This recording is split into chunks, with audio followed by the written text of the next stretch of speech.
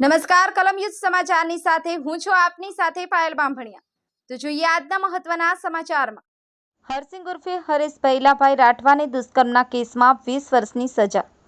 ધોરાજીના મહેરબાન additional district and session જજ અલી હુસૈન મોહિબુલ્લા શેખ સાહેબે આજરોજ ભોગ બનનારના પિતાની ફરિયાદ પરથી ધોરાજીના પોલીસ ઇન્સ્પેક્ટર એબી ગોહિલે કરેલી તપાસના અંતે થયેલ ચાર્જશીટમાં અહમદદાર હરસિંગ ઉર્ફે હરેશ ભૈલાભાઈ રાઠવાને 20 વર્ષની સજા ફટકારેલ છે। બનાવની વિગત એવી છે કે ધોરાજી તાલુકામાં કોઈ ગામમાં ભોગ બનનાર પરિવાર ખેતીની મજૂરી માટે આવેલ હતો અને તેમની દીકરી શાળાનો અભ્યાસ કરતી હતી। ગત તારીખ 2/11/2022ના આ ભોગ બનનાર ખેતરે ડબલું લઈ ગઈ હતી ત્યારે આરોપી તેનું અપહરણ કરી અને પોતાના ગામ લઈ ગયેલ હતો અને આ સમયગાળા દરમિયાન આરોપીએ તેમની સાથે વારંવાર દુષ્કર્મ આચરેલ હતો। ભોગ બનનારની ઉંમર બનાવ વખતે માત્ર 14 વર્ષ 4 મહિના હતી। ધોરાજીના મહેરબાની એડિશનલ ડિસ્ટ્રિક્ટ એન્ડ સેશન જજ શ્રી અલી હુસૈન મોહિબુલ્લા શેખ સાહેબે આરોપી હરસિંગ ઉર્ફે હરેશભાઈ ભૈલાભાઈ રાઠવાને પોક્સો એક્ટ હેઠળ દુષ્કર્મના કેસમાં તકસીરવાન ઠરાવી અને 20 વર્ષની સજા તથા ₹8,000 દંડ ફટકાર્યો હતો। ભોગ બનનારની વિક્ટિમ કમ્પન્સેશન સ્કીમ હેઠળ ₹7 લાખ વળતર ચૂકવવા આદેશ કર્યો હતો। કલમ સમાચાર રમેશ સત્યની સાથે। નમસ્તે।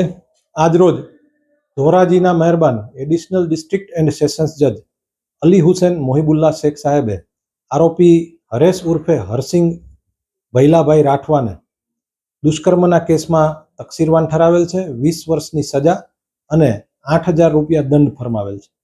સાથે સાથે વિક્ટિમ કોમ્પન્સેશન સ્કીમ હેઠળ ભોગ બનનારને ₹7 લાખ વળતર આપવાનો પણ ચુકાદો આપેલો છે। બનાવની વિગત એવી છે કે ભોગ બનનાર ધોરાજી તાલુકાના કોઈ ગામમાં ખેતમજૂરીએ જ્યારે ખેતરે હતા ત્યારે આરોપી ભોગ બનનાર ડબલું જતા હતા ત્યારે આરોપીએ તેનું અપહરણ કરેલ અને પછી લગભગ 27 દિવસ સુધી પોતાના ઘરમાં રાખેલ। આ સમય દરમિયાન ભોગ બનનાર સાથે દુષ્કર્મ પણ આચરેલું હતું। આ તમામ સંજોગોને ધ્યાને લઈ અને ફોરેન્સિક એવિડન્સમાં ભોગ બનનારના વેજાઇનલ સ્વોબમાંથી પણ આરોપીના બ્લડ ગ્રુપનું માનવ વીર્ય મળી આવેલું હતું। આ તમામ સંજોગોને ધ્યાને લઈ અને નામદાર જજ સાહેબે આજરોજ આરોપી હરેશ ઉર્ફે હરસિંગ ભૈલાભાઈ રાઠવાને 20 વર્ષની સજા ફટકારેલ છે।